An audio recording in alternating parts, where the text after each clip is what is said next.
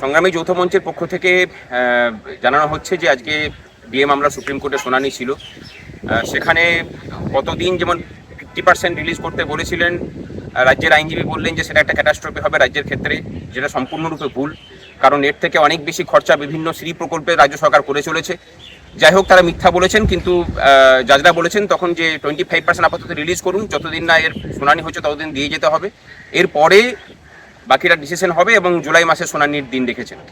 আমরা মানে আনন্দিত না হলেও দুঃখিত নই, মোটামুটি খুশি আমরা যে আপাতত একটা রিলিফ পাওয়া গেছে, এবং জয়ের জন্য যে লড়াই আমাদের, সেই লড়াইয়ের একটা দিশা আমরা দেখতে পেয়েছি। আমাদের সাথে আমাদের আইনজীবী আছেন বিক্রম ব্যানার্জি। হাইকোর্টের রায় অনুযায়ী যেটা বকেয়া, তার 25% রিলিজ করতে বলেছে Supreme Court, subject to the result of SN.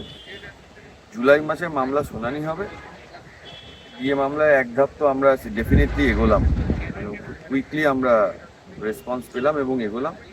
আগামী দিনে যাতে পুরোটা নিয়ে লড়াই করা যায় এবং আইনি অধিকার যেটা কর্মচারীদের সেটা প্রতিষ্ঠা হয়, সেই লক্ষ্যে আমাদের লড়াই করতে হবে।